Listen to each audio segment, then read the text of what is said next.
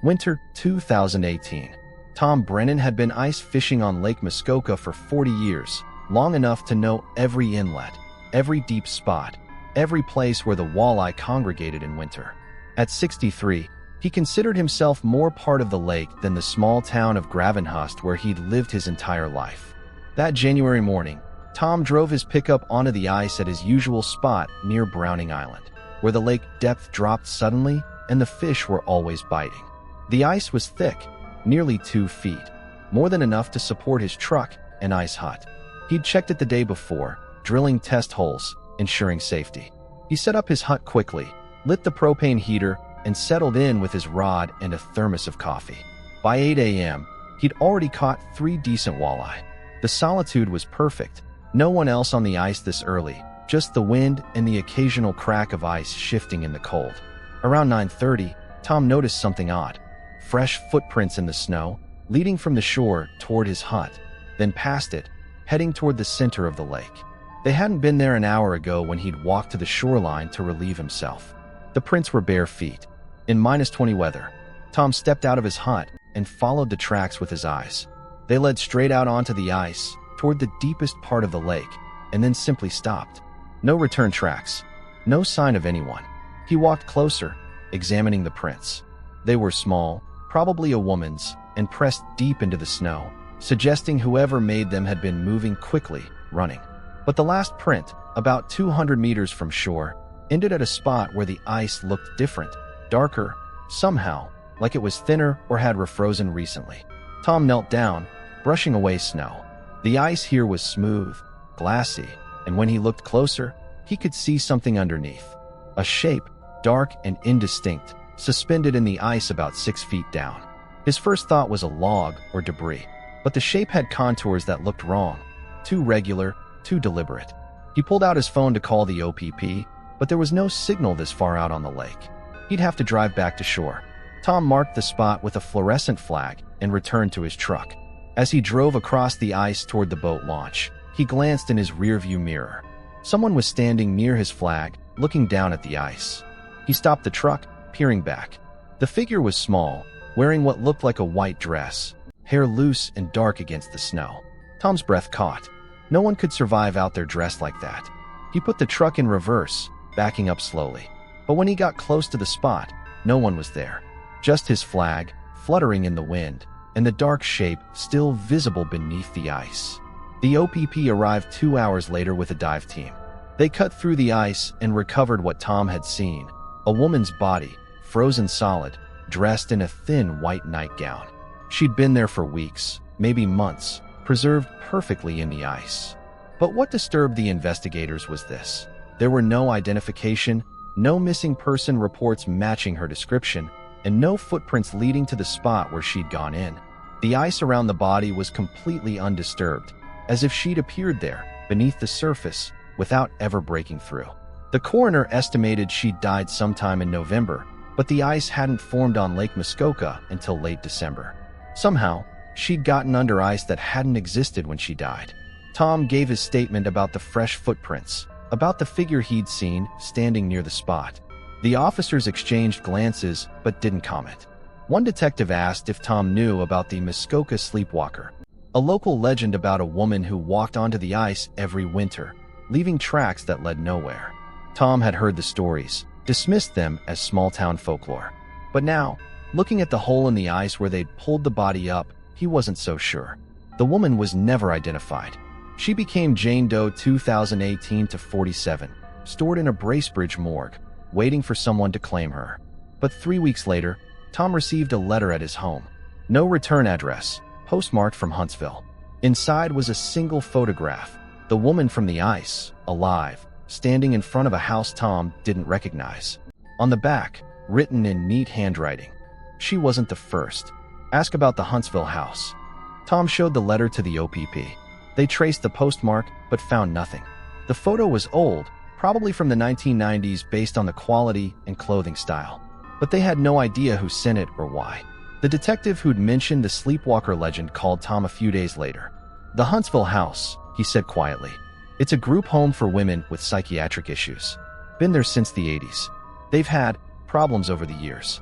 Patients going missing during winter, walking off into the snow and never coming back. How many? Tom asked. Officially?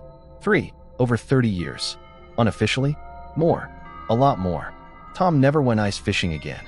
But sometimes, on cold January mornings, he drives out to the boat launch and looks across the frozen lake, wondering how many shapes are down there, suspended in the ice, waiting for someone to find them, and wondering who keeps taking their photographs. Winter 2019. Dr. Lisa Chun had been the clinical director at Huntsville Psychiatric Care Home for 6 months when she started noticing irregularities in the patient files. The facility housed 18 women, all with severe mental health issues, schizophrenia, dissociative disorders, treatment-resistant depression. It was a last-stop facility, the place families sent loved ones when nothing else worked. The building itself was old, a converted manor house from the 1920s, all dark wood and narrow hallways, set back from the main road and surrounded by pine forest. In summer, it was merely isolated. In winter, it felt like another world entirely. Lisa was reviewing discharge records one evening when she noticed a pattern. Over the past 30 years, 17 patients had been listed as discharged to family care during winter months. But when Lisa checked the contact information for these families, most of the phone numbers were disconnected, and the addresses led to vacant lots or non-existent locations. She mentioned it to the facility's longtime nurse, Margaret Kowalski, who'd worked there for 25 years. Margaret's expression tightened. You should leave those files alone. Why? If patients were improperly discharged. They weren't discharged, Margaret interrupted.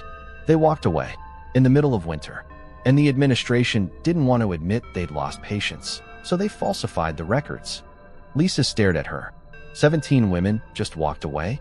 Into the winter? And no one reported it. What were they going to report? That mentally ill patients wandered off? That's what mentally ill patients do. And most of them, Margaret's voice dropped. Most of them were never claimed by family. No one was looking for them. That's unconscionable. That's what I said 30 years ago when I started here. But the director at the time said some patients were beyond help. That if they chose to walk into the snow, maybe that was their choice to make. Lisa spent the next week digging deeper. She found incident reports buried in storage.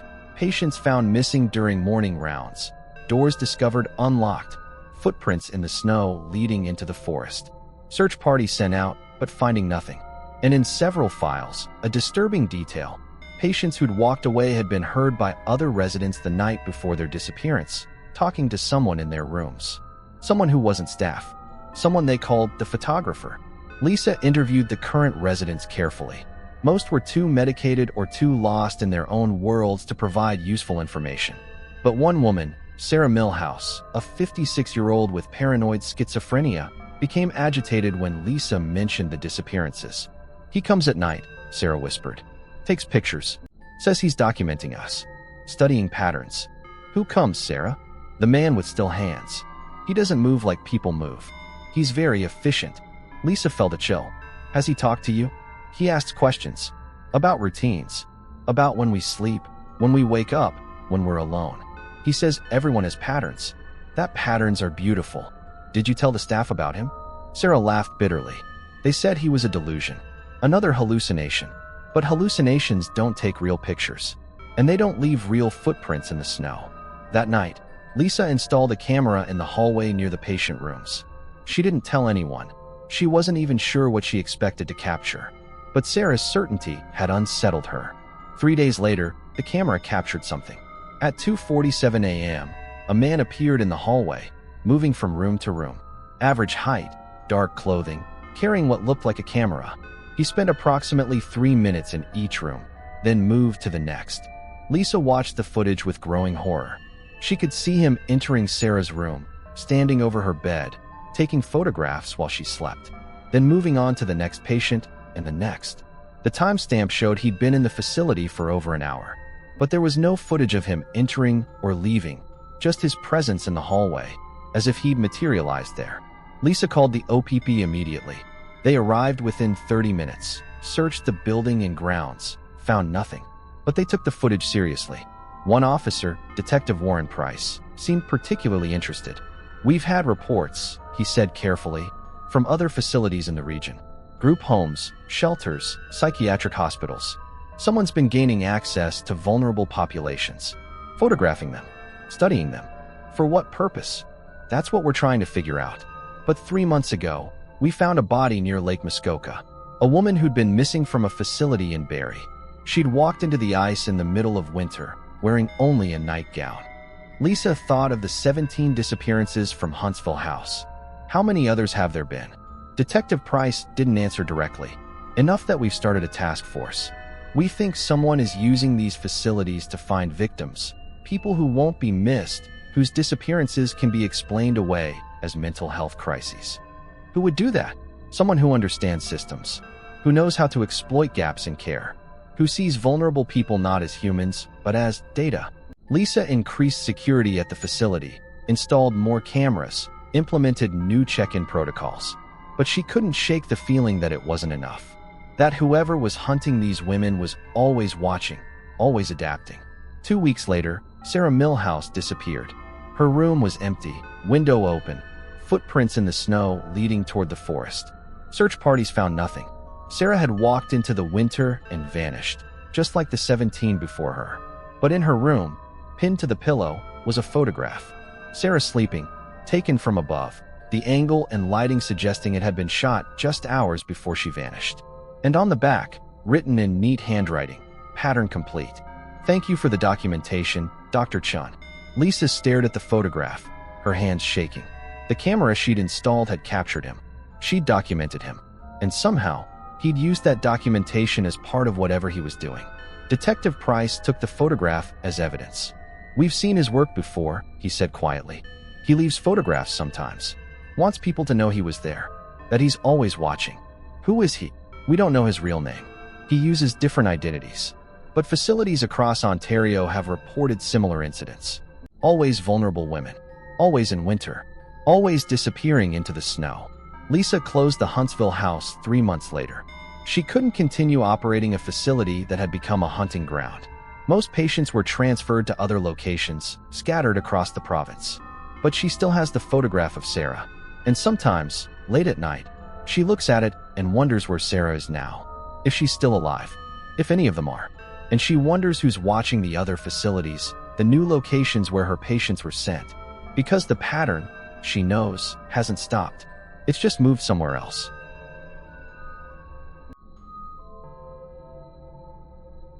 Winter 2020. Marcus Webb had been driving the night routes for Barrie Transit for 8 years. The 11:30 p.m. run from downtown to the northern subdivisions was usually quiet. A few shift workers, occasional students, the odd person too drunk to drive. In winter, it was even emptier. January 17th, 2020, was a Friday night. Marcus was on his usual route when a woman boarded at the Dunlop Street stop. She was thin, wearing only a light sweater despite the -15 temperature. Her feet were bare, leaving wet prints on the bus floor. "Miss, are you okay?" Marcus asked. "Do you need me to call someone?" She looked at him with hollow eyes. "I need to go home. To Huntsville.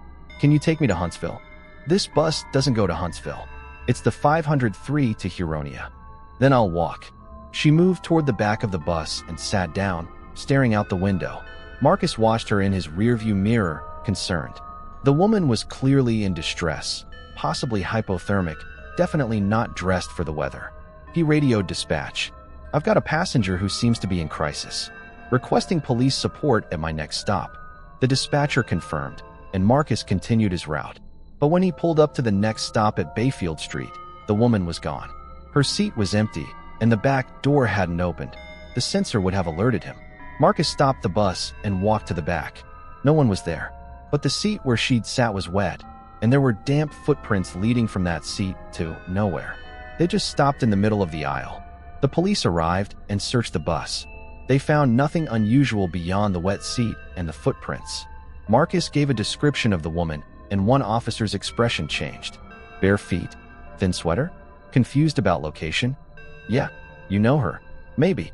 We've had reports of someone matching that description appearing on buses, in shelters, at hospitals. Always in winter. Always saying she needs to get to Huntsville. But when people try to help her, she vanishes." Marcus felt a chill that had nothing to do with the winter air. Is she real? Real enough that multiple people have seen her, but no one can figure out who she is or where she comes from. She just appears, asks for help, then disappears. The officer took Marcus's statement, but Marcus could tell they didn't expect to find anything. This was just another sighting of the Barrie ghost, a local legend that apparently had basis in reality. Over the next week, Marcus asked other drivers if they'd experienced anything similar. 3 of them had. Always the same woman, always bare feet, always asking about Huntsville. One driver said she'd left behind a photograph, an old picture of herself standing in front of a large house. Marcus couldn't let it go. He started researching Huntsville, looking for psychiatric facilities, group homes, anywhere a confused woman might have come from. He found the Huntsville Psychiatric Care Home, recently closed, with a disturbing history of patient disappearances. He contacted Dr. Lisa Chun, whose name appeared in news articles about the facility's closure. They met at a coffee shop in Aurelia, halfway between Barrie and Huntsville. Lisa brought a file with her, copies of records she'd kept when she closed the facility. "I think your ghost is Sarah Millhouse," she said, showing Marcus a photograph. She disappeared from Huntsville House in December 2019, walked into the forest, and was never found. The woman in the photograph was the same woman who'd been on Marcus's bus. But why would she keep appearing on buses, asking to go home? "Because she's lost," Lisa said quietly. Confused, stuck in a pattern. She walks, she appears, she asks for help, then disappears back into wherever she is. "You think she's dead?" "I don't know what I think anymore." 17 women disappeared from that facility over 30 years. Sarah was just the latest. And all of them walked into winter and vanished. But sometimes, people report seeing them. Brief encounters, always in winter, always confused, always trying to go home. Marcus felt sick. Someone needs to find them. Detective Price has been trying. But it's hard to search for people who don't leave trails, who appear and disappear like ghosts. Unless they're not ghosts, Marcus said slowly. Unless someone is keeping them somewhere, moving them around. And sometimes they escape, briefly, before being caught again. Lisa stared at him. "You think someone is holding them captive? Moving them between locations?" It would explain the sightings. The confusion. The fact that they always disappear before help arrives. Lisa pulled out her phone and called Detective Price.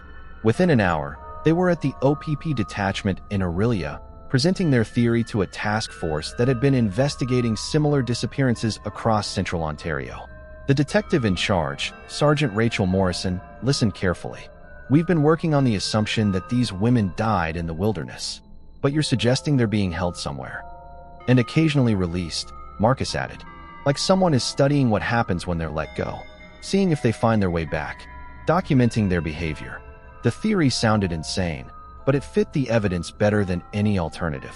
The task force expanded their investigation, looking for properties where multiple women could be held, remote locations, off-grid buildings, places with underground access. But the search was complicated by Ontario's vast wilderness.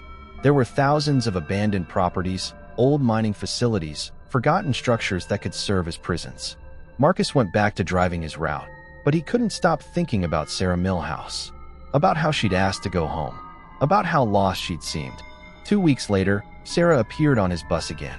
Same stop, same bare feet, same confused expression. This time, Marcus was ready. He didn't call dispatch. Instead, he kept driving, talking to her gently. "Sarah, I know you want to go home. But first, can you tell me where you've been? Where you're staying?" She looked at him blankly. "The cold place. It's always cold. He keeps it cold." "Who keeps it cold?" "The man with the camera. He says we're patterns, that he's documenting us." Marcus's heart raced. "Where is this place, Sarah? What does it look like?" "Underground. Concrete. Near trains." "I can hear trains." Before Marcus could ask more, Sarah stood up and walked toward the back door. "I have to go back," she said. "He'll know I'm gone." "Wait." But she was already stepping off the bus, even though it was moving. Marcus slammed the brakes, but when he checked the back, she wasn't there. Just wet footprints on the steps, leading nowhere. Marcus immediately called the task force with the new information: underground, concrete, near trains. They narrowed their search to locations along Ontario's rail corridors, old stations, freight depots, maintenance facilities. The investigation was ongoing when Marcus received a photograph in his mail. It showed Sarah sitting on his bus, taken from outside through the window. The angle suggested someone had been standing in the street, photographing her while Marcus drove. On the back was written, "Thank you for the conversation. Patterns within patterns. She always returns." Marcus never saw Sarah again, but he thinks about her every time he drives past the Dunlop Street stop, wondering if she's still out there, still trying to find her way home, still trapped in whatever nightmare someone has created for her, and wondering how many others are trapped with her.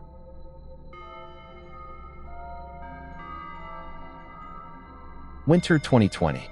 Kevin Thornton had been working as a safety inspector for mining operations in northern Ontario for 15 years. He'd seen everything: collapsed shafts, equipment failures, safety violations that made his blood run cold. But in February 2020, he encountered something that made him question whether he should have ever gone underground at all. The Strathcona Mine in Sudbury had been operational since the 1950s, one of the deepest nickel mines in the world. Kevin was there for a routine inspection after reports of structural concerns in one of the abandoned sections, areas that hadn't been actively mined in decades but still required monitoring. He descended to the 7,200-foot level with two mine employees, Dave and Scott. The temperature was hot, nearly 30 degrees Celsius, despite the winter cold above ground. The rock face around them was dark, glittering with mineral deposits, and the silence was oppressive, broken only by the sound of their footsteps and the distant drip of water. "We've been hearing noises down here," Dave said as they walked through the abandoned shaft. "Sounds that don't make sense. Like footsteps, but in sections that are sealed off." "Probably just rock settling," Kevin replied. "Mines make noise. These aren't settling noises. These sound like people walking." They reached the area of concern, a section where support beams showed signs of stress. Kevin examined them carefully, taking measurements and photographs. Everything seemed within acceptable parameters. He was about to clear the section when he noticed something odd. There was a side tunnel, partially collapsed, that wasn't on any of the mine maps he'd reviewed. "What's this?" he asked, pointing. Dave and Scott exchanged glances. "That's been there forever," Scott said. "Old exploration shaft. Goes nowhere. We're supposed to ignore it." "Who says you're supposed to ignore it?" "Management. They sealed it off years ago. But the seal was broken." Kevin could see fresh marks where someone had removed rocks from the barrier. "When was this opened?" "It wasn't," Dave said firmly. "That tunnel's been sealed since before I started here." Kevin shone his light into the opening. The tunnel extended beyond his light's reach, heading downward at a steep angle. And along the floor, he could see something that made his skin crawl: footprints in the dust. Fresh footprints. Bare feet. "Someone's been in there," Kevin said. "That's impossible. The only way down to this level is through the main shaft, and it's monitored 24/7. No one's come down here except us." Kevin took photographs of the footprints, then made a decision he'd later regret. "I need to check this out. Safety protocol." "Man, I don't think that's a good idea," Dave said. "That tunnel isn't stable. I'll be quick. Just want to see what's down there." Kevin entered the tunnel carefully, testing each step. The walls were rough, clearly excavated decades ago and then abandoned. The footprints continued ahead of him, and he followed them down a gradual slope.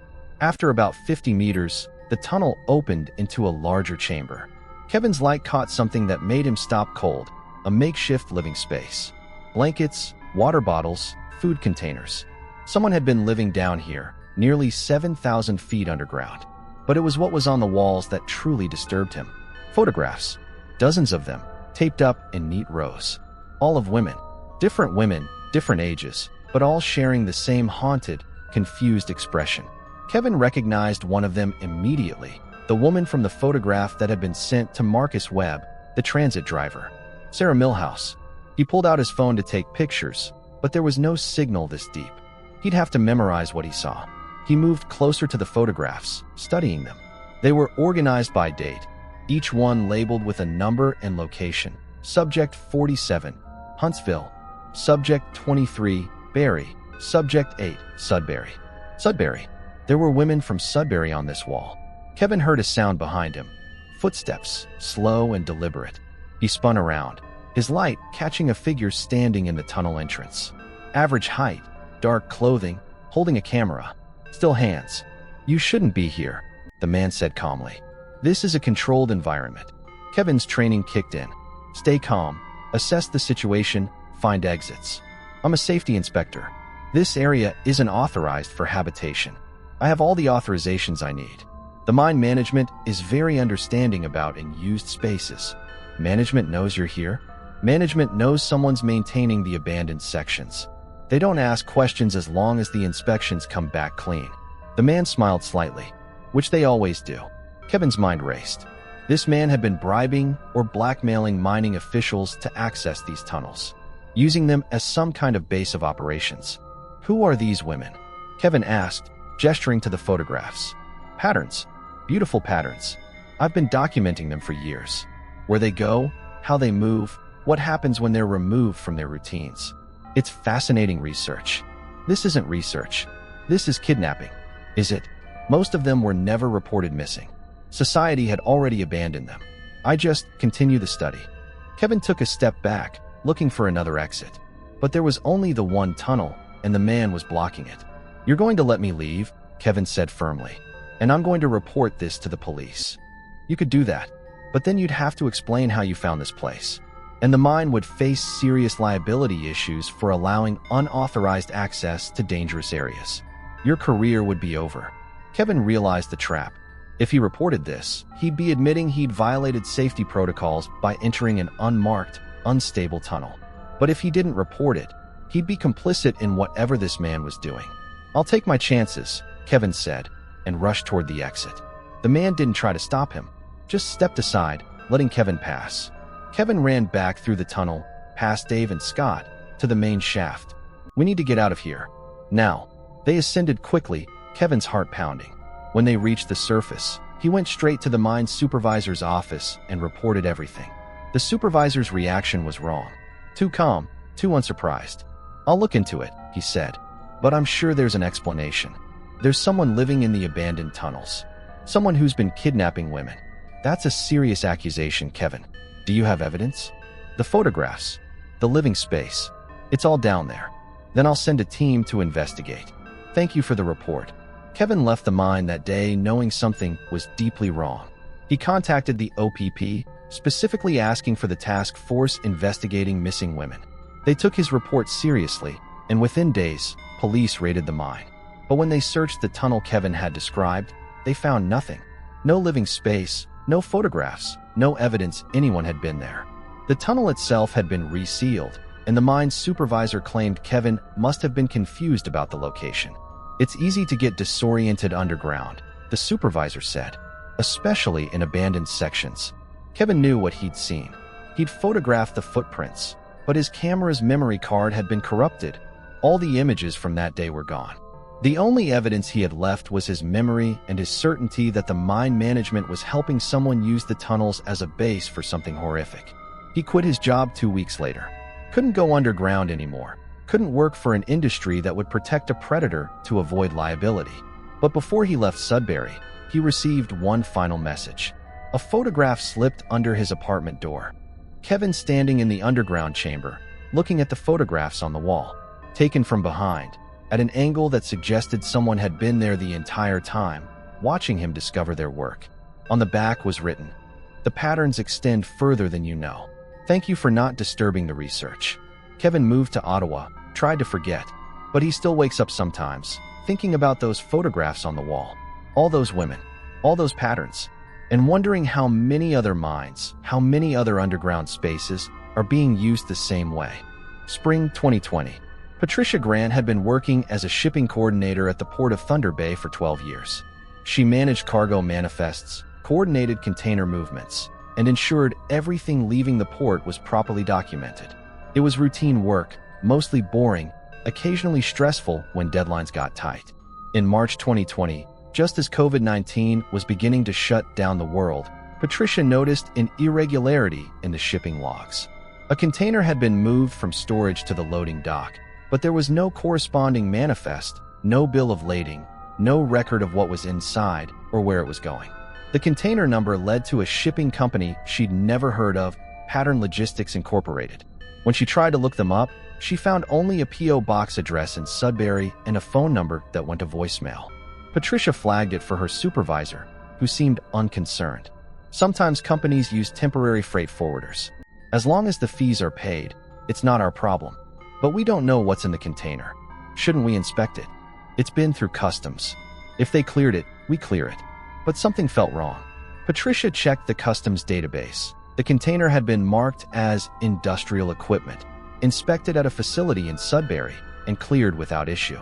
But the inspection had been perfunctory, just a document review, no physical check of contents. Patricia couldn't let it go. She waited until her night shift, when the port was quiet, and made her way to the storage yard where the container sat. It was a standard 40-foot shipping container, unmarked except for the identification number. She used her master key to unlock it. The smell hit her first, chemical, sterile, like a hospital. Inside, the container had been modified with insulation, lighting, and what looked like climate control equipment. And along one wall were metal cabinets, the kind used for storing medical supplies. Patricia opened one cabinet and found 4 bags, medications with labels she didn't recognize, and syringes. Another cabinet contained restraints, the kind used in psychiatric facilities or prisons. The final cabinet made her blood run cold. Files. Manila folders filled with photographs and documents. She pulled one out and found herself looking at a woman's photo, attached to a detailed profile. Name, age, medical history, behavioral patterns, a timeline of observations spanning months. The woman's name was Sarah Millhouse. Patricia recognized it from news reports about missing psychiatric patients. There were dozens of files, dozens of women, all documented with the same clinical precision, all marked with locations across Ontario: Huntsville, Barrie, Sudbury, Thunder Bay. Patricia photographed everything with her phone, her hands shaking.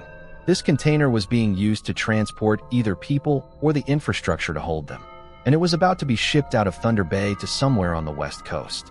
She called the police immediately, but by the time they arrived 30 minutes later, the container was gone.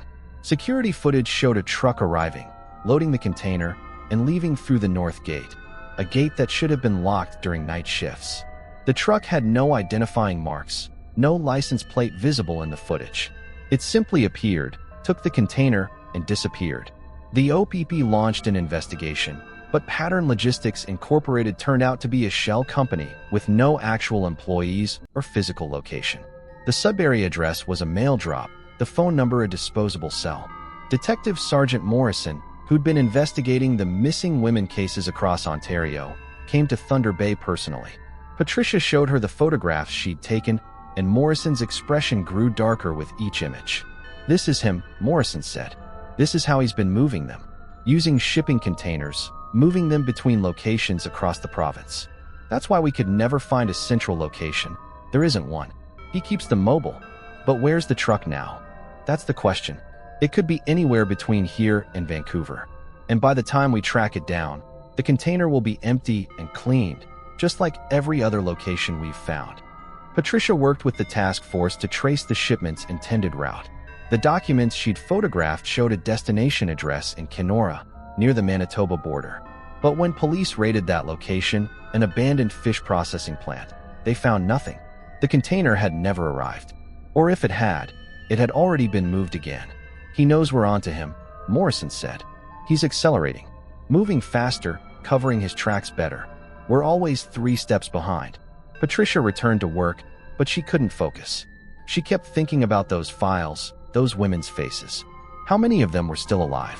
How many were being transported like cargo, moved from place to place, held in containers, in underground rooms and forgotten spaces? She started monitoring all shipments more carefully, flagging anything suspicious. And 2 weeks later, she found another one, a container marked for industrial refrigeration equipment, shipped by a different company, but with the same pattern: no detailed manifest, perfunctory customs check, destination address that didn't quite make sense. This time, Patricia didn't wait for approval. She opened the container immediately. It was empty, but the walls were lined with the same insulation, the same climate control, the same cabinets. And on the floor, she found something that made her stomach turn: a photograph, left behind deliberately. Patricia herself, taken 2 weeks earlier, opening the first container. She was being watched. Whoever was behind this knew she'd discovered their operation, and they wanted her to know they were watching her response. Patricia went to the police, demanded protection. But what could they do? She hadn't been threatened, just photographed. And photographing someone in a public place wasn't illegal. "He's warning you," Morrison said, "telling you to back off." that if you keep looking, you might end up in one of those containers. Patricia refused to be intimidated. She kept monitoring shipments, kept flagging suspicious containers, but she never found another one. The operation had moved elsewhere, or changed methods, or simply become better at hiding.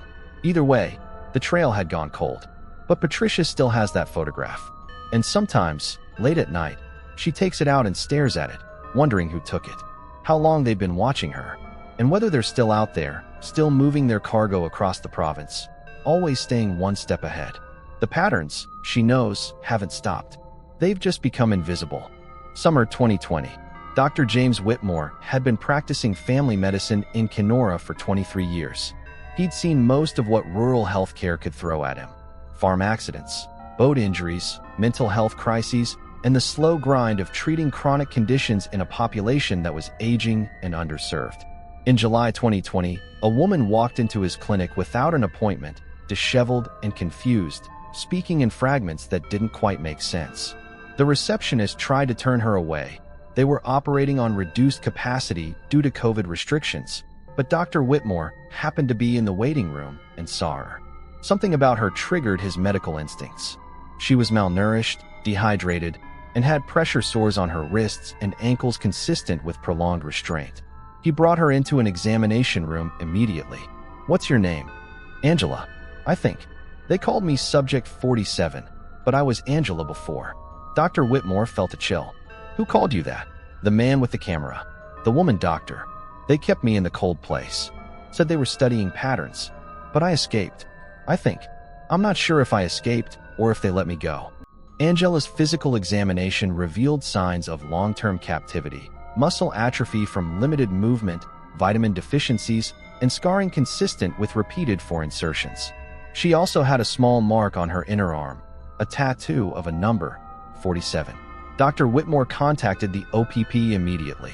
Within hours, Detective Morrison arrived from Thunder Bay, bringing case files and photographs. Angela was identified as Angela Reeves, missing since February 2019 after disappearing during a morning run in Toronto. "How did you get here?" Morrison asked gently. "I ran. From the container. When they moved me, the door wasn't locked properly. I waited until I heard them leave, then I pushed it open. I was somewhere near water. Big water. With boats. Thunder Bay? The port. Maybe. I don't know. I just ran. Found a highway. A truck driver gave me a ride. I told him I was going to Kenora. I don't know why I said Kenora. The words just came." Angela's medical records showed she'd been held for over a year. During that time, she'd been subjected to what she described as experiments, psychological tests, stress responses, behavioral conditioning. 2 people had conducted these tests, a man and a woman, both clinical and detached. "They weren't trying to hurt us," Angela explained. "Not in a sadistic way. They were studying us, like we were lab rats, documenting how we responded to isolation, to fear, to hope being taken away." The woman took notes. The man took pictures. They said they were understanding human patterns at a fundamental level. Dr. Whitmore had worked with trauma patients before, but this was beyond anything in his experience. The clinical nature of Angela's captivity, the systematic documentation, suggested something more than just a criminal operation. This was organized, methodical, almost academic. Angela stayed in Kenora for treatment, both physical and psychological. Dr. Whitmore coordinated her care, bringing in specialists from Winnipeg. Over weeks, Angela's health improved, but her memories remained fragmented. She could remember details about her captivity, the concrete walls, the cold temperature, the sound of trains, but couldn't identify where she'd been held.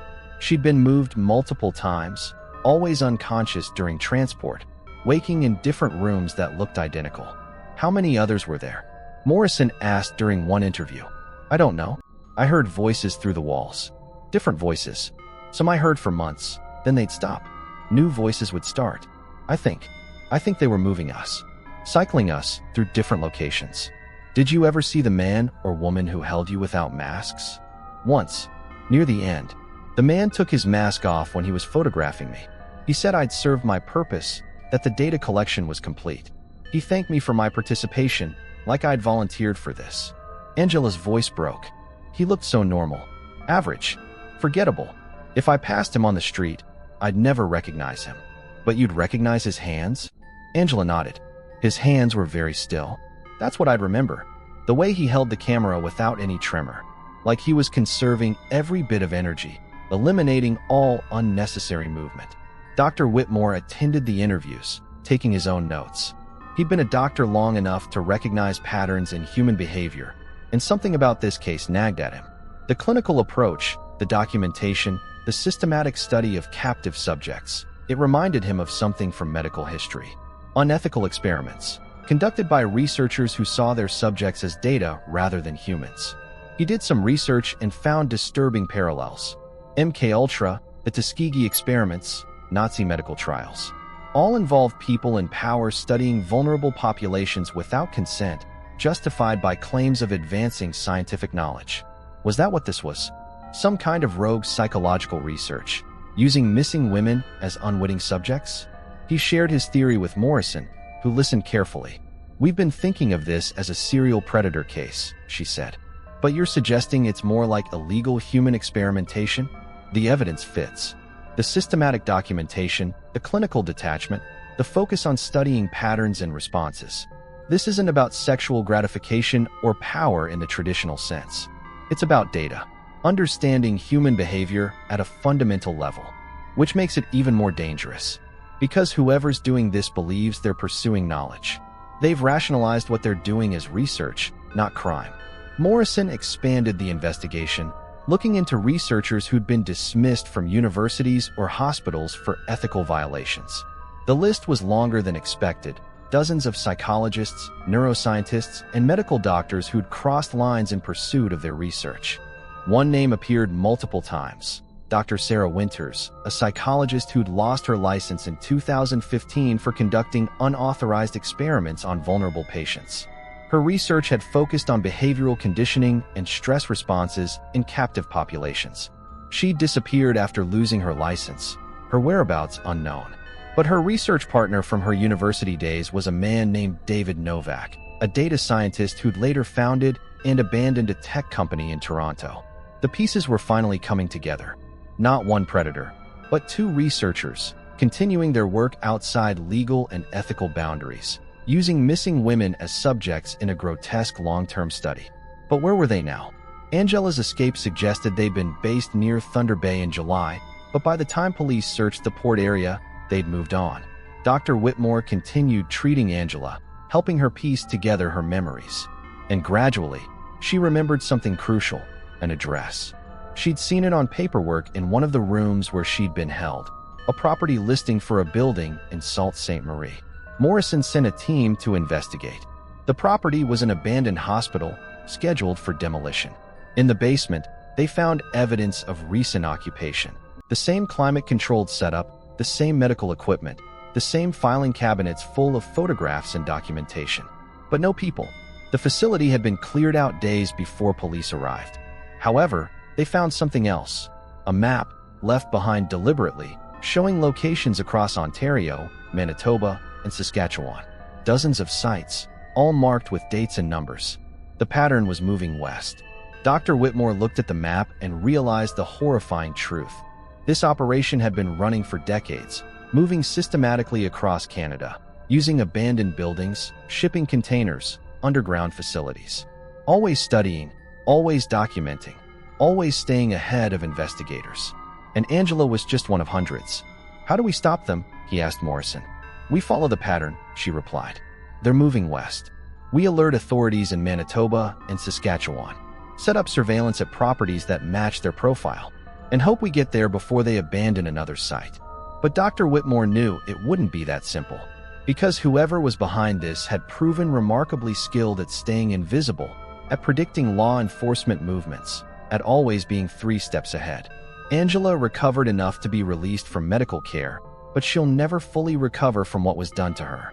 She still has nightmares about the cold rooms, the still-handed man, the clinical woman taking notes while Angela suffered.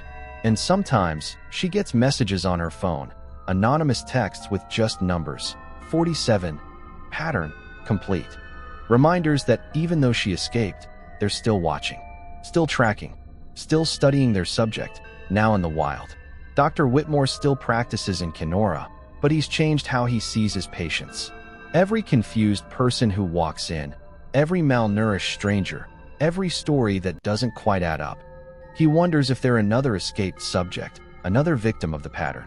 And he wonders how many more are still out there, still captive, still being studied in the cold rooms and concrete cells that move across the country like ghosts. The pattern hasn't ended. It's just moved beyond Ontario's borders. But the horror it leaves behind remains. Fall 2020.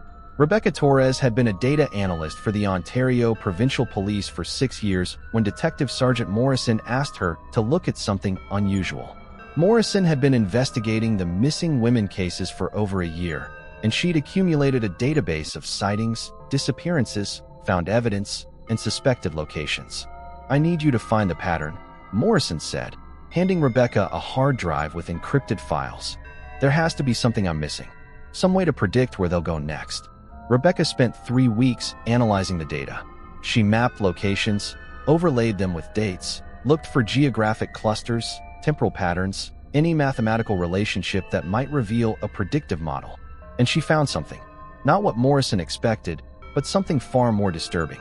The locations, when plotted chronologically, formed a spiral pattern moving west across Ontario. Each site was roughly 150 to 200 kilometers from the previous one, following a logarithmic curve that suggested deliberate planning. The pattern wasn't random. It was mathematical, almost artistic in its precision. But there was something else. The dates of confirmed disappearances corresponded with specific phases of the lunar cycle. Not perfectly, but enough to be statistically significant. New moons and full moons. Times when darkness was greatest or light most visible.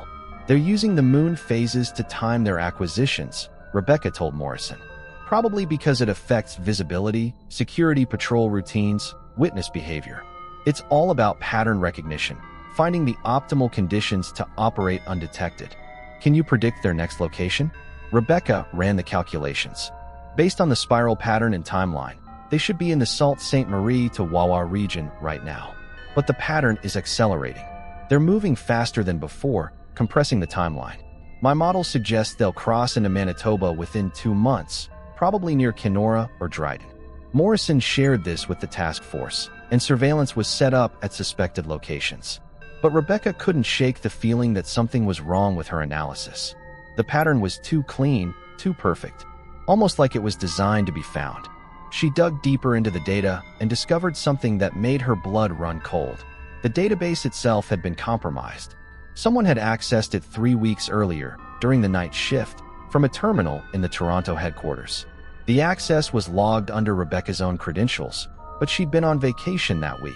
Someone had used her identity to view the case files, to see what the police knew, to understand the investigation from the inside. Rebecca reported it immediately, triggering a full security audit. The audit revealed that multiple case files across Ontario had been accessed using compromised credentials. Not just this case, but dozens of others involving vulnerable populations, missing persons, and unsolved crimes.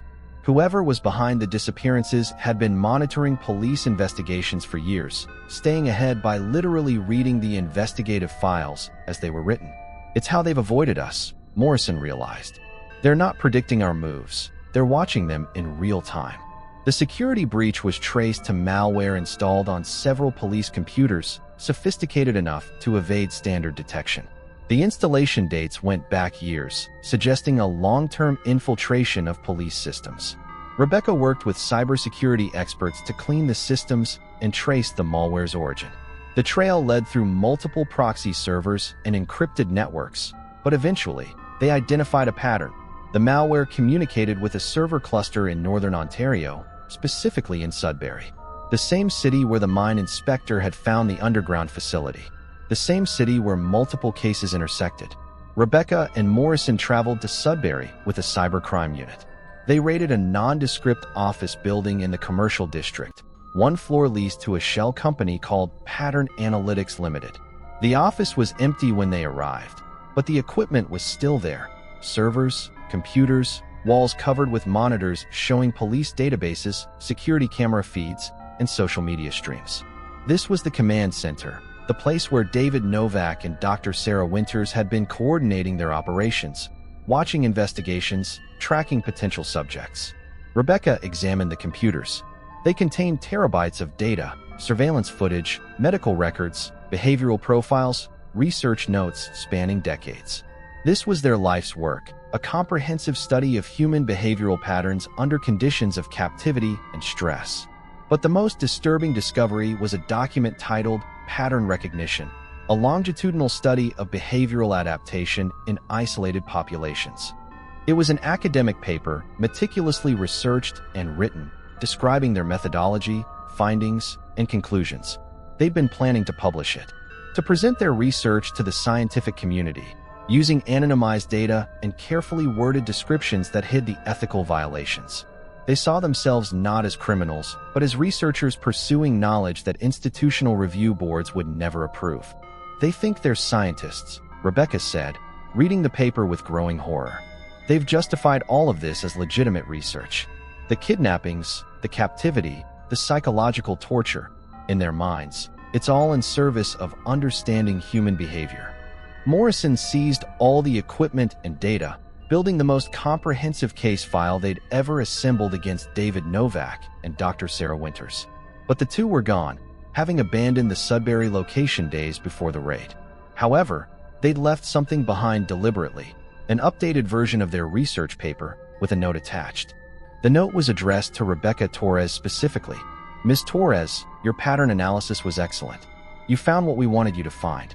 But you missed the meta-pattern that we've been guiding this investigation from the beginning, allowing you to discover just enough to stay engaged, but never enough to truly catch us. This has been a study within a study, documenting how law enforcement responds to systematic predation. Your reactions, your methods, your predictable patterns, all documented. Thank you for participating. The research continues. Rebecca stared at the note, realizing the full horror. They'd been studying the police investigation itself, using it as another data set. Every move the task force made, every strategy they employed, was being documented and analyzed. Morrison called an emergency meeting with provincial authorities. The case was escalated, resources multiplied, and a Canada-wide manhunt launched for David Novak and Dr. Sarah Winters. But Rebecca knew they wouldn't be found. Not until they wanted to be. Because they were always watching, always analyzing, always staying one pattern ahead. She continued analyzing the data from the Sudbury facility, looking for any clue to their next location. And she found something in the metadata of the research paper, embedded GPS coordinates, updated weekly, showing movement west across Manitoba, then Saskatchewan, then into Alberta. They were leaving a trail deliberately, inviting pursuit, turning the manhunt itself into another layer of their research. Rebecca followed the coordinates, updating Morrison daily. The pattern led to abandoned hospitals, closed group homes, forgotten facilities, all places that had held vulnerable populations, all places where people had disappeared over the years. The full scope of the operation became clear. David Novak and Dr. Sarah Winters had been conducting this research for over 30 years, possibly longer. They'd studied hundreds, maybe thousands of subjects, and they'd done it by exploiting the most vulnerable. People society had already abandoned, people whose disappearances wouldn't be noticed or investigated thoroughly.